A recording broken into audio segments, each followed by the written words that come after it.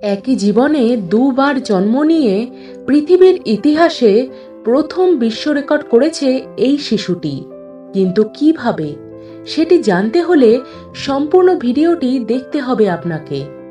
Margaret Hawkins বোয়েমার নামের এক মহিলা তার তৃতীয়বার কনসিভের 16 সপ্তাহের নর্মাল চেকআপের জন্য টেক্সাস চিলড্রেন্স ফেটাল সেন্টারে যায়।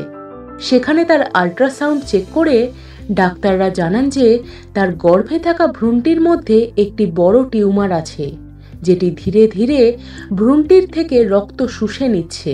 মেডিকেল সায়েন্সে এটিকে বলা হয় সাইক্রোসাইজিয়াল টেরাটোমা।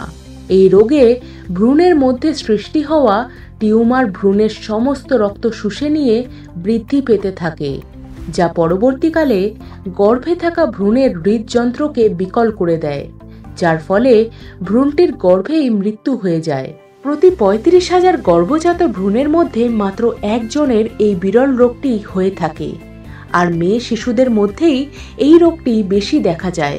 মার্গারেট যখন তৃতীয়বার প্রেগনেন্ট হয়েছিল তখন তার যমজ বাচ্চার ভ্রূণ ছিল, কিন্তু দুর্ভাগ্যবশত দ্বিতীয় ত্রৈমাসিকের আগেই একটি বেবি গর্ভেই মারা গেছিল, আর দ্বিতীয় বেবিটির অবস্থাও টিউমারের কারণে শোচনীয় হয়ে গেছিল।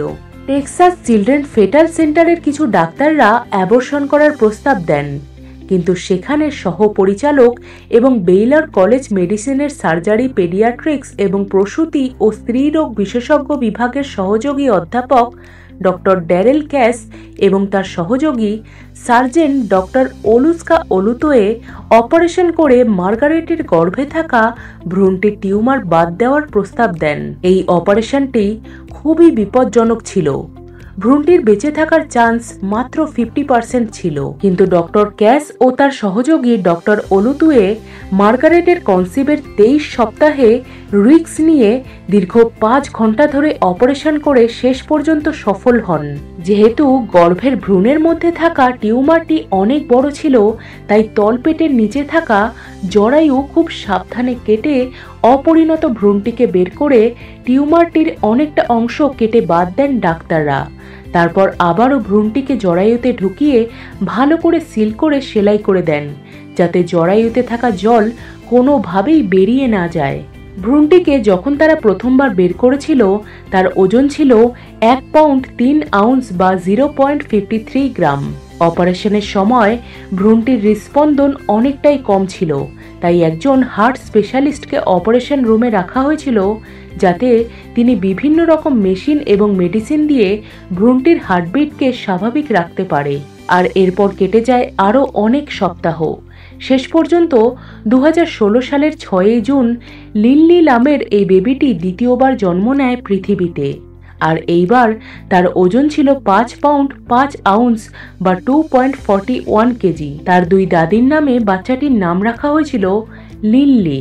বাচ্চাটির জন্মের 8 দিন পর তার মেরুদণ্ডের নিচে থাকা বাকি টিউমারটিকেও অপারেশন করে বাদ দিয়ে দেওয়া হয়। এই রিস্কি অপারেশনের পর বাচ্চা এবং মা দুজনকেই দীর্ঘ মাস বেড রেস্ট নেওয়ার পরামর্শ দিয়েছিলেন ডাক্তাররা। বর্তমানে লিনলি এবং তার মা মার্গারেট দুজনেই সুস্থ আছে, আর লিনলি ছিল প্রথম শিশু যে পৃথিবীতে 2 বার জন্মেছিল। কেমন লাগলো আজকের ভিডিও জানাবেন আপনার মতামত কমেন্ট করে। আর যদি ভালো লাগে তবে অবশ্যই লাইক, শেয়ার, কমেন্ট এবং সাবস্ক্রাইব করে দেবেন, আর বেল আইকনটাতে ক্লিক করে দেবেন যাতে নতুন ভিডিও নোটিফিকেশন আপনার কাছে পৌঁছে যায়। আজকের ভিডিওটি দেখার জন্য অনেক ধন্যবাদ।